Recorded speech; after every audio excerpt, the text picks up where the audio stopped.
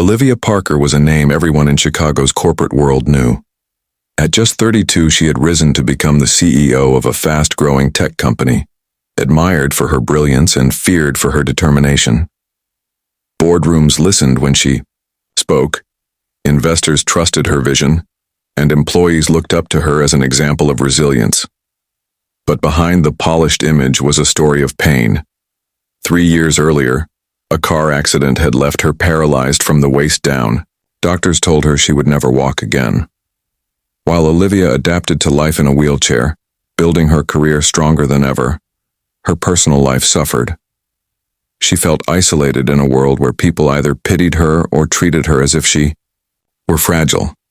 Love, for her, had become a closed chapter. Her friends, however, weren't ready to give up. "You deserve happiness, Olivia," her best friend Megan insisted. "You've got to put yourself out there again." Against her better judgment, Olivia agreed to a blind date. On a Friday evening, she rolled her wheelchair into one of Chicago's most elegant restaurants. The chandeliers sparkled, the air smelled faintly of wine and roasted steak, and couples laughed softly at their tables. Olivia had butterflies in her stomach, a feeling she hadn't experienced in years. She expected her date to be someone from her own world, maybe a lawyer, a banker, or another high-powered executive. Someone who would understand her schedule, her ambition, her lifestyle. Minutes ticked by and Olivia checked her watch nervously. Then the door opened, and a man walked in, not in a tailored suit, but in a worn leather jacket, jeans slightly faded, and boots that had clearly seen years of hard work. His hair was slightly messy, his hands rough and calloused. He carried himself with confidence, but it wasn't the kind Olivia was used to seeing in business meetings. The hostess led him directly to her table. "Miss Parker?" he asked with a polite smile. "I'm Jake Miller." Olivia blinked in surprise. He wasn't what she had pictured. He wasn't a polished businessman, he was a mechanic. She could tell from his jacket, the faint smell of engine oil and the dirt under his nails he hadn't completely managed to scrub off. For a split second, her heart sank. This has to be some kind of mistake, she thought. She looked around, wondering if her friends had played a cruel joke on her. A billionaire's daughter could laugh off marrying a mechanic, but Olivia was a CEO. Her entire world revolved around sharp suits, big deals, and fast-paced decisions. How could this man possibly fit in? She forced a polite smile, hiding her disappointment. "Nice to meet you, Jake. Please have a seat." As Jake settled in across from her, Olivia's mind raced. She had been prepared for awkward small talk, maybe even a boring evening. But sitting across from a man who seemed so far from her world, she feared the night was already a disaster waiting to happen. What Olivia didn't realize, however, was that this so-called blind date disaster was about to lead to a moment she hadn't experienced in years, a genuine smile. Jake Miller wasn't the kind of man Olivia Parker expected to be sitting across from in an upscale Chicago restaurant. She was used to polished men in expensive suits, men who spoke in stock prices and quarterly returns. Jake, however, carried a simplicity that was impossible to ignore. His smile was warm, his eyes genuine, and when he spoke there wasn't a trace of pretension. "I have to admit," Jake said with a chuckle as he glanced at the golden chandeliers above them, "this place is a little fancy for me. Usually I'm grabbing burgers at Joe's Diner after a long shift at the garage." Olivia raised an eyebrow. "The garage?"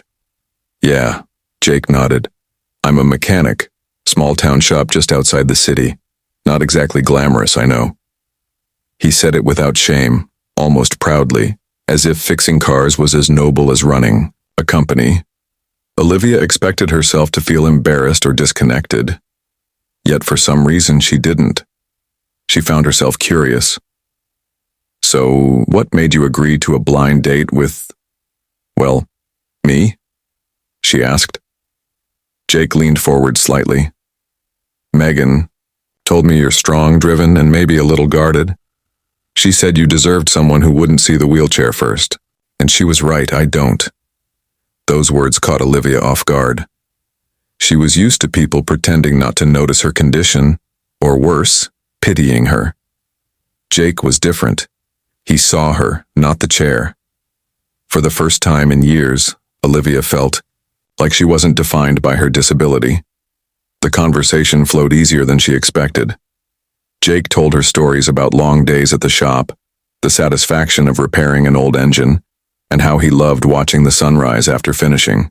A tough job.